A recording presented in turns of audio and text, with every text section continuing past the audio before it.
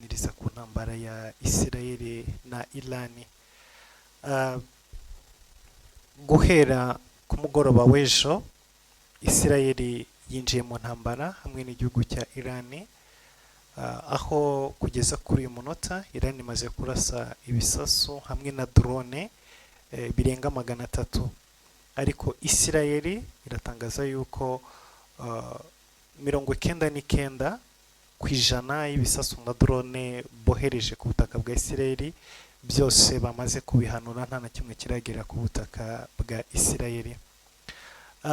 Rero tugiye kubaganiriza nkuko nari nabasezanije kare mu materaniro yuko turi buze kubibaganirizaho nyuma y'amateraniro.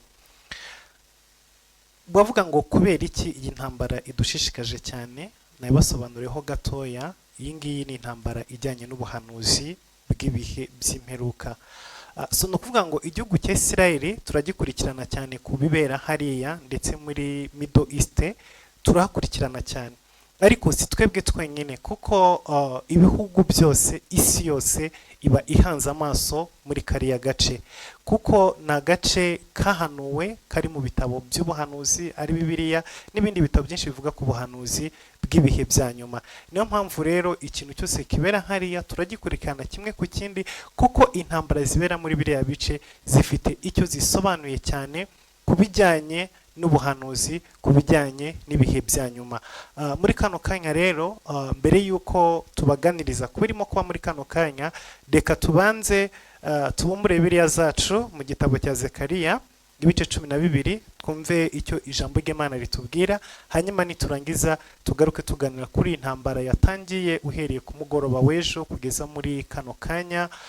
Urugamba ruracyakomeye, turaza kubasobanurira byinshi uko urugamba rurimo kugenda, uko bimeze, imvo n'imvano byose turaza kubabwira kimwe ku kindi. Ntago turi buze gufata umwanya munini cyane, turaza kubaganiriza mu mwanya mutoya, ariko turagerageza kubabwira byinshi bishoboka.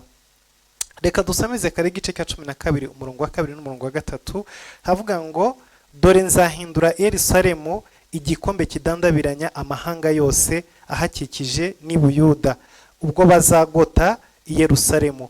Uwo munsi i Yerusalemu nzahindura ibuye riremerera amahanga, nzahindura ibuye riremerera amahanga yose. Abazagikorera bose bazakomereka cyane, kandi amahanga yose yo mu isi azateranira kuharwanya. Uwiteka aravuga ati, uwo munsi nzakanga ifarashi yose, kandi uyiriho nzamutera ibisazi. Nzaherereza amaso ku nzu ya Yuda, kandi amafarashi y'amahanga yose nzayahuma amaso. Abatware b'Ubuyuda bazibwira bati, abaturage b'i Yerusalemu nibo maboko yacu, kuko bafite Uwiteka Nyiringaboho Imana yabo. Uwo munsi abatware b'Ubuyuda nzabahindura nk'urujyo ruriho umuriro bashyira mu nkwi cyangwa ifumba bashyize mu miba y'ingano. Bazakongora amahanga yose abakikije iburyo n'ibumoso, kandi bazabona i Yerusalemu hongera kubakwa aho hahoze. Izina ry'Imana yacu rihabwe icyubahiro. Ubu ni ubuhanuzi buvuga ku gihugu cya Isirayeli. Isirayeli yabaye mu ntambara n'ibihugu by'Abarabu uhereye muri 45 leta ya Isirayeli imaze gushingwa, cyangwa se abazioniste bagarutse kuri buriya butaka. Habaye intambara zitandukanye, ntago arizo turi buze kugarukaho muri kano kanya, ariko biriya bihugu by'Abarabu byaratsinzwe ku buryo bukomeye. Gusa hari amakimbirane, navuga ngo ni amakimbirane ahoraho hagati ya Irani na Isirayeli. Irani akaba ari igihugu kimwe mu bihugu bikomeye hariya muri Middle East. Ni igihugu gikomeye mu bya gisirikare, gikomeye mu by'intambara, gikomeye mu bikoresho bya gisirikare, ndetse kugeza kuri isa bishoboka yuko bivugwa ko bashobora kuba bafite n'ibisasu kirimbuzi bafashijwe n'Abarusiya kubaka. Iki gihugu cya Irani ni kimwe mu bihugu byahaye Uburusiya drone z'intambara muri iki gihe Uburusiya burimo burwana na Ukraine. mwibaze igihugu cyasapotinze Uburusiya, nuvuga ngo bafite drone zikomeye kandi zifite ikoranabuhanga ryo hejuru zitwa kamikaze zakoze ibara muri Ukraine. So rero Irani yagiye ifonda imitwe myinshi harimo za Hezbollah, harimo za Hamas, kugira ngo zize kudurumbanya umutekano wa Isirayeli. Muribuka umwaka ushize mu kwezi kwa 10 cyangwa 11 simbyibuka neza, ubwo Hamas yateraga igihugu cya Isirayeli. Muribuka yuko babateye, twabikozeho ikiganiro biri hano kuri channel yacu. Bamaze gutera igihugu cya Isirayeli, Irani yatanze nyirantarengwa, yaravuze ngo Isirayeli niyibeshya ikinja muri Palestine ikajya kugaba igitero kuri Hamas, ngo ruzaba ari rwo rupfu cyangwa se izaba ari yo mperuka ya nyuma kuri Isirayeli. Ngo nibaramuka beshye bagakandagira ku butaka aho Hamas ibatera iturutse, ako kanya Irani izinjira mu ntambara kandi Isirayeli izabyishyura ikiguzi gikomeye cyane. Ibyo byaravuzwe, ndetse Isirayeli ifata umwanya, kuko bisa nkaho yatewe itunguye, ifata umwanya ku gihe kigera ku byumweru 2 nta kintu irakora cyerekeza ingabo zayo ku butaka bwa Palestina hariya muri Gaza. Abantu benshi baravuze bati birashoboka yuko Isirayeli yatinye Irani kubera ko Irani yayihaye gasopo yuko niyibeshye ikohereza ingabo zayo zigakandagira ku butaka bwa Gaza iraza kubatera. Abantu benshi batekereje yuko Isirayeli yatinye Irani, ariko mukuri bisa byaje kugaragara yuko Isirayeli itigeze itinya Irani n'umunsi wa rimwe, kuko uko Isirayeli yabivuze yarangije kwitegura no kwegeranya ingabo, yohereza ingabo ku butaka bwa Palestina cyangwa se ku butaka bwa Gaza, zijyayo zirarwana umunsi ku wundi kugeza n'uyu munsi wa none ziracyariyo, ntabwo ziravayo. Rero Irani nta kintu na kimwe yigeze ikora muri kiriya gihe. Ndimo ndasa nk'ubasubiza inyuma ho gatoya kugira ngo mwumve ikirimo kuba uyu munsi wa none. Muri kiriya gihe Isirayeli ntiyahwemye kuvuga yuko intambara irimo irwana ari Irani iyishotora, kandi koko niko byari bimeze, kubera ko amafaranga menshi Hamas na Hezbollah bikoresha aturuka muri Irani. Imyitozo, ibikoresho bya gisirikare, ibiki, okay, hari n'ibindi bihugu byinshi by'Abarabu bibasapotinga, ariko Irani niyo iri ku isonga, niyo ibatoza, niyo ibaha amafaranga, niyo ibaha ibikoresho, nigenza gute. Si nibyo gusa, hari n'umutwe nawo uturuka muri Yemen Abahutis, nawo uterwa inkunga na Irani. Warashe amamisire menshi atagira uko angana kuri Isirayeli. Gusa Isirayeli ni igihugu cyubatse ubushobozi mu buryo bw'ubwirinzi ku buryo buhambaye. Rero Isirayeli mu bundi buryo imaze igihe irwana na Irani, ariko mu buryo buri indirect, atari mu buryo buri face to face. Irwana na Hamas, irwana na Hezbollah, irwana n'Abahutis bo muri Yemen, abo bose bayigabaho ibitero. Abahutis bakoze ibintu byinshi bitandukanye mu mpera z'uyu mwaka n'uyu mwaka utangira, bashimusa amato atagira uko angana, bayobeje amato y'ubucuruzi, barimo batesha umutwe Isirayeli. Ibyo byose Isirayeli ikavuga iti Irani niyo irimo kubikora.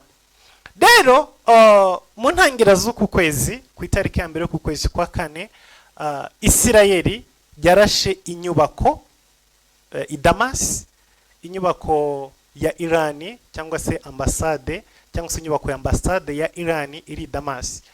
Muri icyo gitero Isirayeli yishemo abantu 12, harimo abasirikare 7, harimo muri abasirikare 7 harimo abajenerali 2 bakomeye ba Irani. Ibi ngibi bisa nkaho Irani yabifashe nk'agasomborotso cyangwa se bifashe nko kwiyenza kwa Isirayeli. Abandi bakora analyse bakavuga ngo Isirayeli yakoze ibi ngibi izi neza yuko Irani izayishyura. Mu yandi magambo bakavuga bati birashoboka ko Isirayeli yarirambiwe kurwana na Irani mu buryo buri indirect, yashakaga kwinjira mu ntambara mu buryo buri direct, kuko uhereye uwo munsi ku itariki ya mbere imijyi yose ya Irani abaturage bahise binjira mu mihanda batangira kwigaragambya basaba igihugu cyabo yuko kirasa Isirayeli. Umuyobozi mukuru wa Irani yafashe ijambo aravuga ngo Isirayeli igomba kwishyurira ibyo yakoze, ariko abisirayeli nabo ntago ari abana.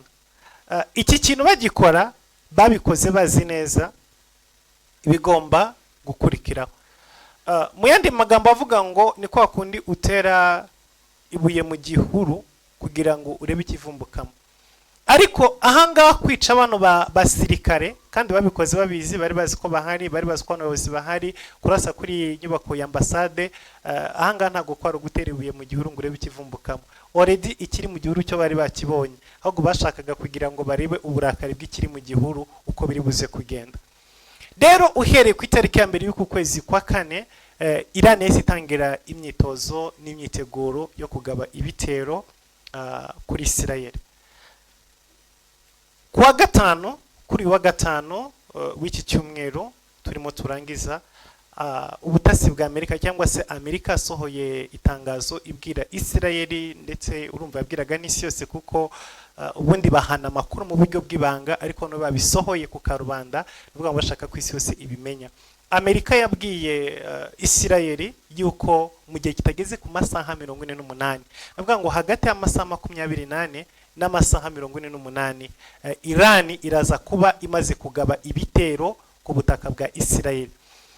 Abantu babyumva barikanze, abandi bavuga bati birashoboka ko ari byo, ariko ntago abantu bigeze babishidikanyaho, kubera yuko murazi ko na mbere yuko Uburusiya butera Ukraine, Amerika yari yabwiye Ukraine yuko iri bugabweho ibitero. Yarababwiye ati dufite amakuru yizewe yuko mu masaha atarenze 48 muraza kwa mugabwe ibitero. Uburusiya burarahira ati rwose nta gahunda dufite yo kugaba ibitero. Amerika ati murabeshya, muraza gutera turabizi. Kandi koko muri amasaha arangiye ibitero byaraje, byaratewe, intambara yaratangiye. So bigaragara neza ngo Amerika ibifite amakuru y'ibibera ku isi yose. Ubundi intambara ni ikintu gitegurwa mu ibanga, ariko ubwoko bw'Imana bari abantu bafite uburyo ki Imana yabahaye umugisha mu bundi buryo, ubutasi bwabo n'ikoranabuhanga ryabo biri ku rundi rwego. Baravuga ikintu kikaba uko bakivuze exact n'amasaha n'igihe, kuko kuva kwa gatanu bavuze ati igitero ntabwo kiri buze kujya munsi y'amasaha 28 kandi ntabwo kiri buze kurenga amasaha 48. Hagati aho ngo mwitegura isera za guterwa. Hagati aho ngaho umuyobozi wa Israel Netanyahu nawe yakomeje abwira abaturage bati turiteguye ikigero c'100%, twiteguye Irani ku bitero byose yaza gutera cyangwa se yaza kugaba, ku burinzi bw'ikirere cyacu ingabo zacu ziri maso, abaturage ntimugire ikibazo, twiteguye kuza guhangana n'ibitero byose bya Irani. Ariko aho ngaho naho niho Irani nayo yakomeje guhiga yuko byanze bikunze igomba kugira ikintu ikora ku butaka bwa Isirayeli. Ku mugoroba w'ejo nibwo ubuduha bwatangiye kuvuga mu gihugu hose cya Isirayeli, kubera ko bafite systeme, bafite inyubako bubatse munsi y'ubutaka, bafite ubuvumo bubatse munsi y'ubutaka, bafite inyubako bashyize munsi y'ubutaka. Iyo habaye ibitero byo mu kirere abaturage babo bagomba guhungiramo. Rero iyo hari ikintu kije mu kirere kidasanzwe, basaba abaturage bose kwinjira muri za nyubako zo munsi y'ubutaka cyangwa se za nyubako zifite uburinzi buhambaye, noneho bo bagatangira guhangana n'ibiri mu kirere. Guhera ku munsi w'ejo ku mugoroba, Irani yohereje amadrone ya kamikazi, yohereza ibisasu bitandukanye kandi byinshi birenga 300. Bamaze kohereza ibi bisasu, ndagira ngo mbabwire impamvu dufata uyu mwanya. By'ukuri iyi ntago ari intambara isanzwe, ntimukabyumve gutya ngo mwibaze ngo ni intambara ngo Irani ngo na Israel birimo birarwana. Oya, ntagarani na Isirayeli gusa. Bibiliya iravuze ngo nzahindura Isirayeli igikombe kidandabiranya amahanga yose yo mu isi. Iriya ntambara ireba amahanga yose, nawe wicangwe urimo kunkurikirana, irakora mu buryo utazi kandi ifite ingaruka kuri wowe mu buryo utazi. Irani ikimara kohereza ibi bisasu, ikimara kurasa, ako kanya abongereza bahise bazamura indege zabo z'intambara mu kirere kujya guhagarika biriya bisasu na ziriya drone, babitangira bitarinjira mu kirere cya Isirayeli. Uko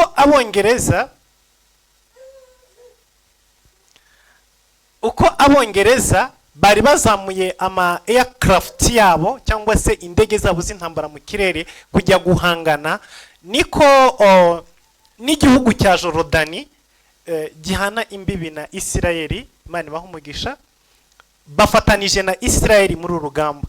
Nabo bakuze ibishoboka byose kugira ngo batangire amamisire, batangire n'amadrone, kuko hagati ya Isirayeli na Irani harimo ibirometero birenga 2500.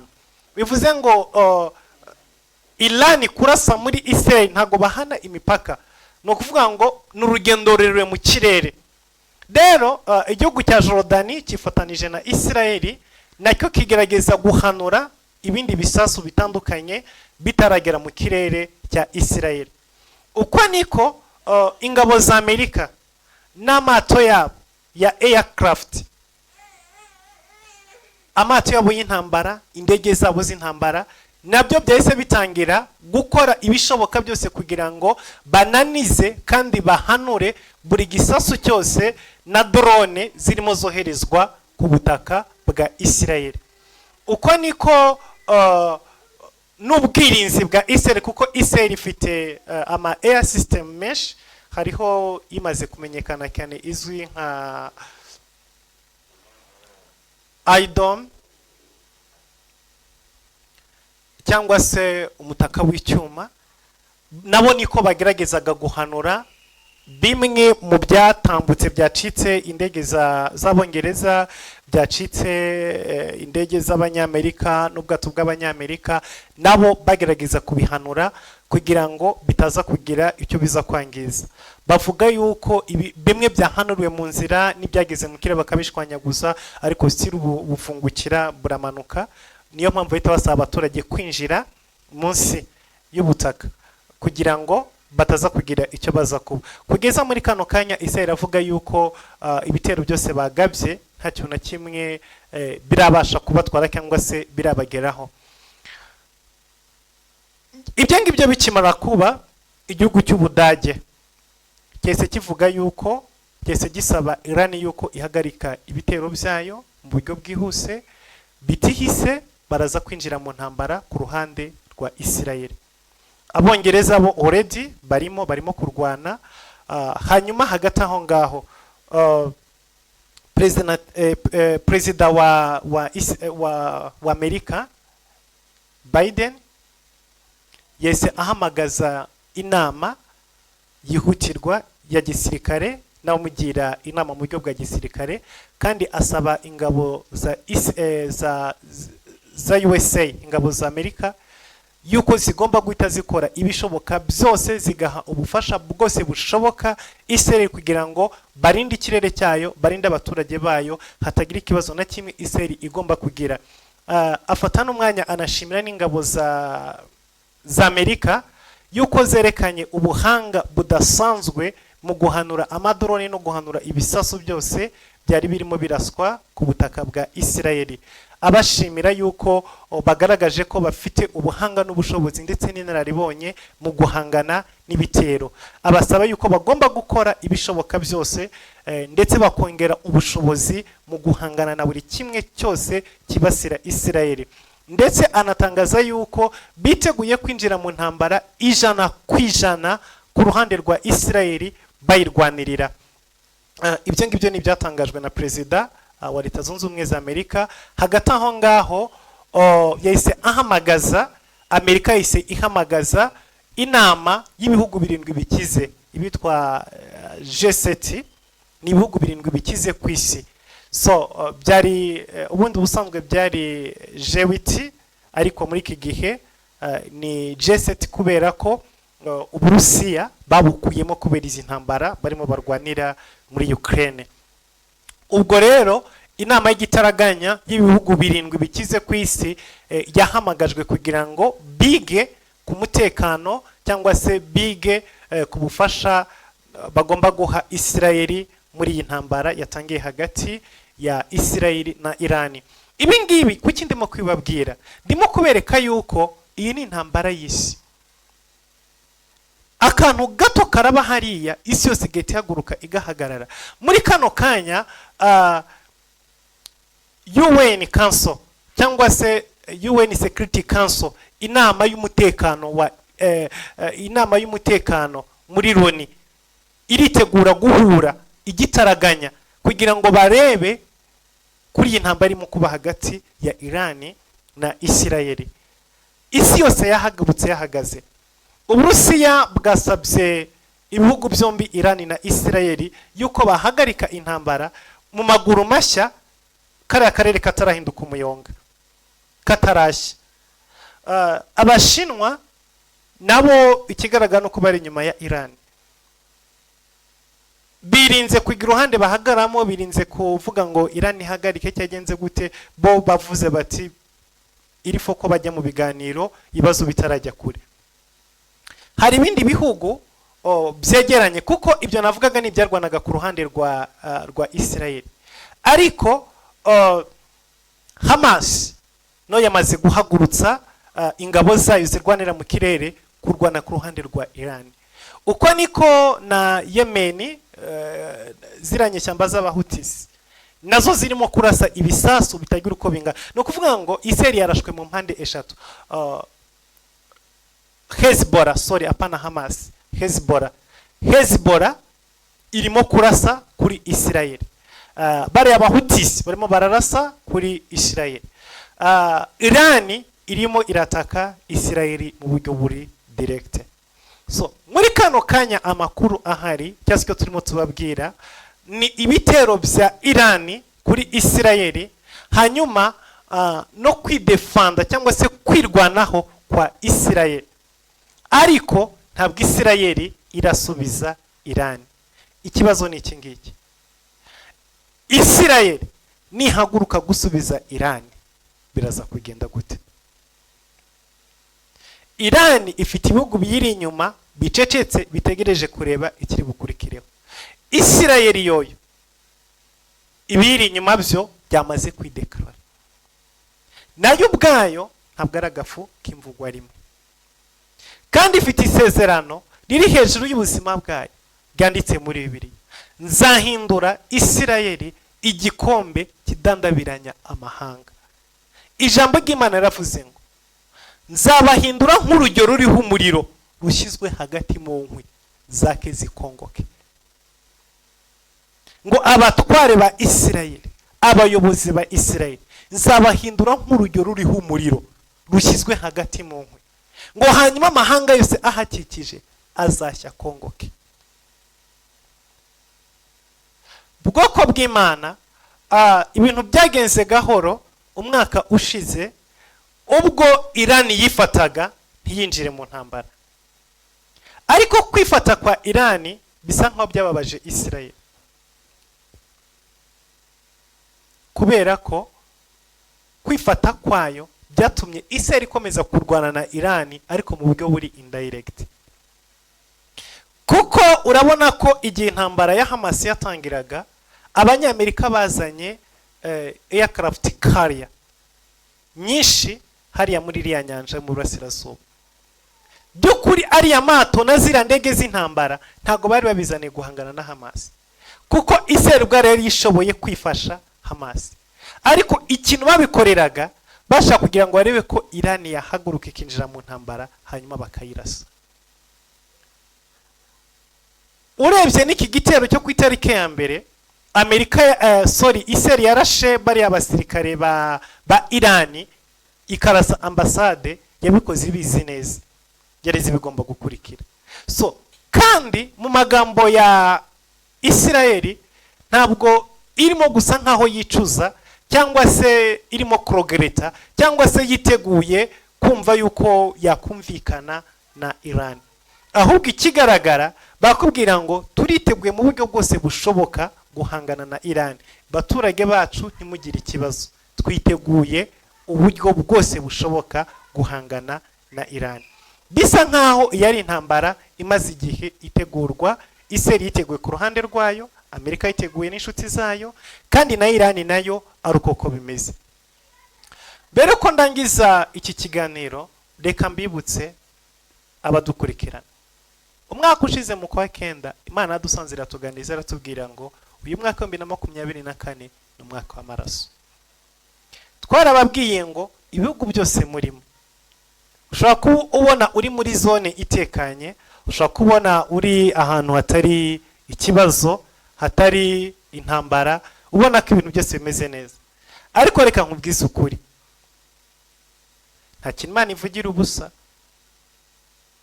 Niba Isirayeli na Iran byinjiye mu ntambara mu buryo bugaragara, ibintu birakomeye kuruta uko mubitekereza. Muhaguruke musenge. Twari dusanzwe dufite ikibazo cy'inzara, twari tumaze iminsi dufite ikibazo cy'ubukungu buri hasi kandi hirya no hino ku isi. Reka mbabwire yuko ibintu bitoroshye kurenza uko mubitekereza. Buriya hari intambara nyinshi zibera hirya no hino mu bihugu bitandukanye, ariko n'impamvu tutirwa tunazitindaho cyane nuko inshuro nyinshi usanga ziberaho zikarangira aho ngaho. Nabera ibihugu bihambaye bikomeye biyobora isi byinjiramo mu buryo buri indirect. Ariko intambara zirebana na Middle East, zirebana na Isirayeli, ni intambara ziri prophetique muri Bibiliya, ni intambara isi yose ibihanze amaso, ni intambara ibihugu bikomeye ku isi byinjiramo mu buryo buri direct. Ni intambara sinzi uko keneye basobanurira, birasaba kugira ngo mwe mufite ubundi bumenyi burenze ku rundi rwego kugira ngo mushobore kubyumva, kandi birasaba ko mufite umwuka w'Imana kugira ngo mwumve icyo turimo tubabwira. So muri kano kanya nuko bihagaze, twarimo tubaha update. Ibi ngibi iyo ubimenye nk'umuntu usenga, umenye uburyo cyo usengamo. Ibindi bikurikira tuzabaganiriza mu kiganiro gikurikira. Bitise turakomeza kurikirana uko urugamba rugenda, nuko ibintu bikomeza kugenda bikurikirana, gusa nuko bihagaze muri kano kanya. Mu masaha make amaze gutambuka, mwumva aho urugamba rugeze, mwumve intero bimaze gufata, mwumve ibihugu bimaze guhaguruka, mwumve imbaraga zimaze gukoreshwa. Mu masaha make gusa atambutse, isi yose yabize ibyuya, imitwe irahagaze, yuwe nirimo guterana, ibihugu bikize ku isi birimo gukora amanama, ibihugu bikomeye ku isi buri cyose kirimo kirafata ijambo, buri cyose kirimo kiravuga. Bwoko bw'Imana, mube maso musenge, uyu mwaka ntago woroshye. Mube maso musenge, turi mu bihe bya nyuma, kuko mwibuke neza ko intambara ya nyuma y'isi, intambara y'imperuka izabera hari amarembo ya Isirayeli, izabera hari muri buriya butaka. Kandi Iran iri mu bihugu bizarwana Isirayeli, ifatanije n'Ubushinwa, ifatanije n'Uburusiya, ifatanije n'ibindi bihugu bitandukanye tuzababwira. Rero nimba Iran yinjiye mu buryo buri direct mu ntambara, iyi ntambara nibidahagaze igakomeza, birashoboka yuko hari Magedoni yahita itangira. Iba idahagaze igakomeza, kuko Iran nidahagarika, Isirayeli iraza kwishyura. Niyishyura barabinjiye mu ntambara mu buryo buri open, hatagize igikorwa ngo bihagarare, isi irinjira mu ntambara. Ibi ngiye mu bimenye, kuko hariya niwe intambara y'isi ya gatatu igomba gutangirira. Biriya byose mureba ngo mu Burayi, ngo mu Burusiya, ngo byagenje gutanga Abafaransa, ngo n'Abarusiya, biriya byose ni icyuka kiraho ngo mu kirere, ni ibintu biri aho ngo gutyo gusa. Ariko ikintu kirimo kibera mu marembo ya Isirayeli, mube maso bwoko bw'Imana. Imana ibahe umugisha, mwakoze kudukurikirana. Reka mbabwire ngo turi kumwe, mu bindi tuzagenda tuba update, kandi turushaho gusenga no ku imbere y'Imana. Mwakoze, mugire ibihe byiza. Bye.